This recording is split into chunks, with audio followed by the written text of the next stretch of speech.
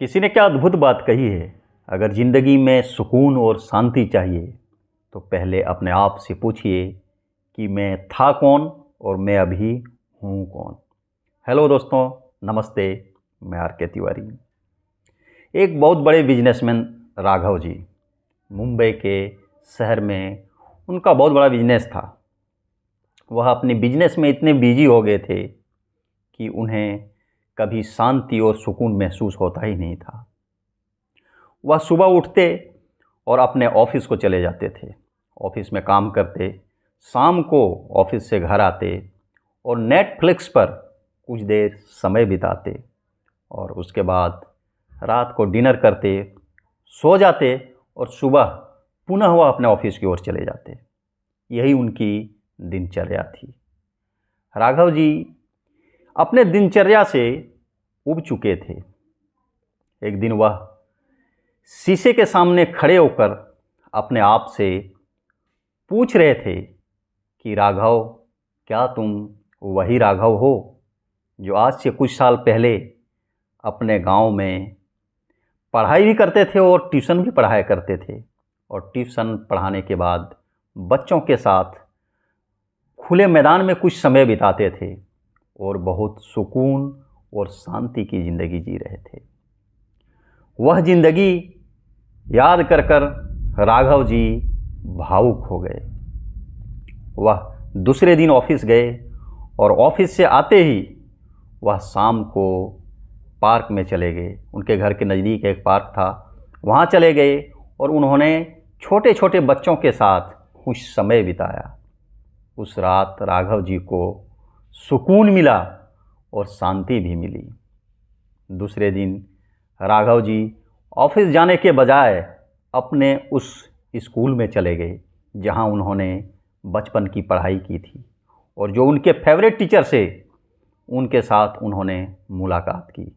और टीचर को चरण स्पर्श करने के बाद टीचर ने राघव जी को बैठने के लिए कहा। राघव जी बैठे तो टीचर ने राघव जी से कहा कि राघव, क्या तुम वही राघव हो जो पहले थे? तब राघव जी ने उस अपने टीचर से कहा कि सर, मैं वो राघव अभी नहीं हूँ, लेकिन मैं बनने की कोशिश कर रहा हूँ। दोस्तों, जब राघव जी छोटे थे तब अपने गांव के छोटे छोटे बच्चों को ट्यूशन पढ़ाया करते थे, अपनी पढ़ाई भी करते थे और उनमें वह बहुत सुकून की, शांति की ज़िंदगी जी रहे थे।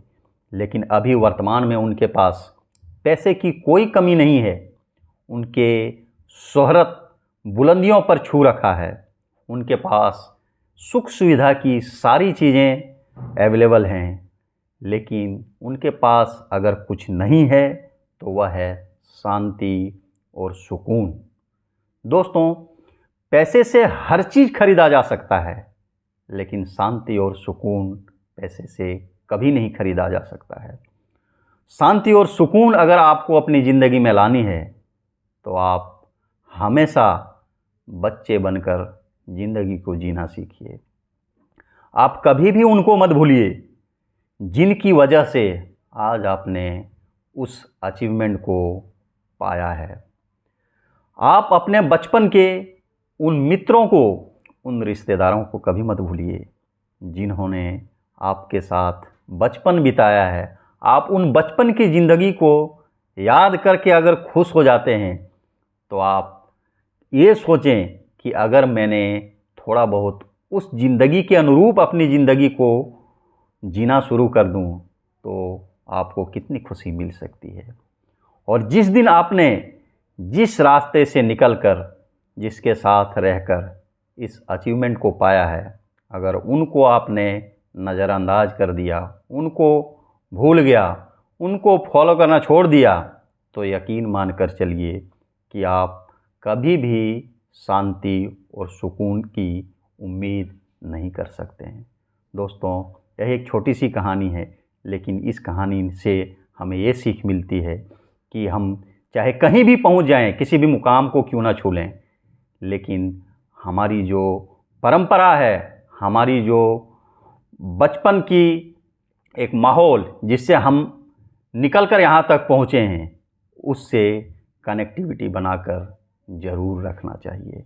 जाते जाते दोस्तों एक बार फिर से ज़िंदगी में खुश रहिए, व्यस्त रहिए, मस्त रहिए। मिलते हैं नेक्स्ट एपिसोड में, तब तक के लिए नमस्कार।